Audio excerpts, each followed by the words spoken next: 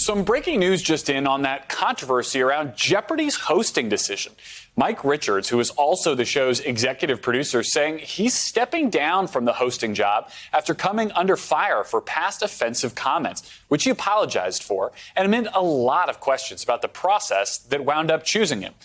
Joining me now is NBC's Joe Fryer. He's on the phone along with Jen Chaney, a TV critic for Vulture. So, Joe, I want to read you some of the statement from Richards, who says, quote, "I want to apologize to each of you for the unwanted negative attention that has come to Jeopardy over the last few weeks and for the confusion and delays this is now causing. I know I've got a lot of work to do to regain your trust and confidence." Joe, what happened? How did we get here?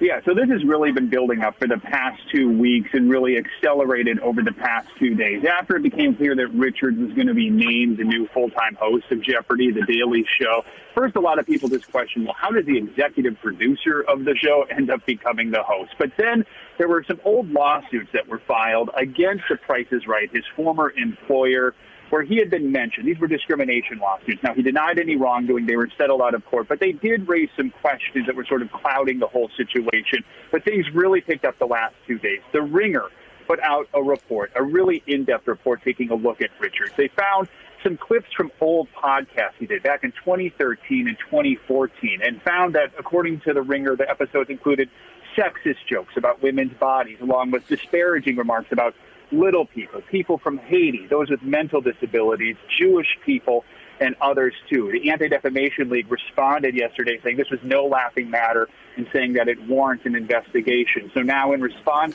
to all of this, Richards finally put out that note to staff this morning basically saying he was stepping down, saying over the last several days it had become clear that moving forward as host would be too much of a distraction for our fans and not the right move for the show.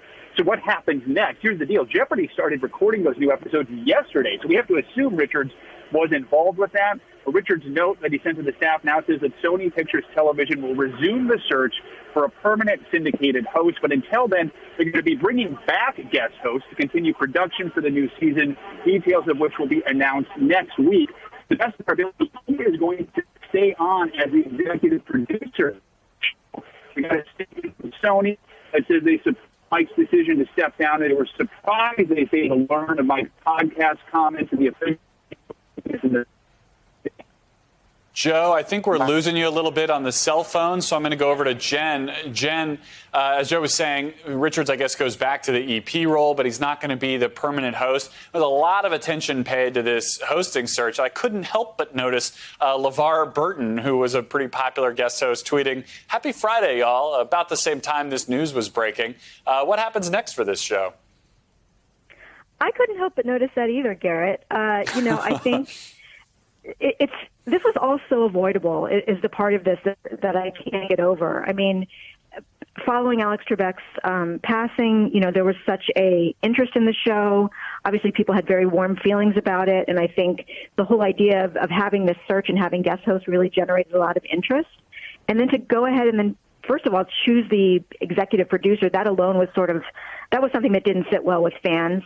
And then, as Joe was saying about this lawsuit from the past, that lawsuit was about discrimination against pregnant women and saying some things that were questionable. So the idea that the things he said in the podcast were completely, had never been taken into consideration before, that was a little bit strange. So I think they have to really listen to the fans closely and do this search in a way that really makes it clear that they're actually trying to find somebody who's going to be great for this and maybe bring a new voice to it, somebody different, and feel like the fans have a say. Yeah, I think a lot of fans feel like they have ownership over this show that's been so popular for so long. All right, Joe Fryer, Jen Chaney, thank you both.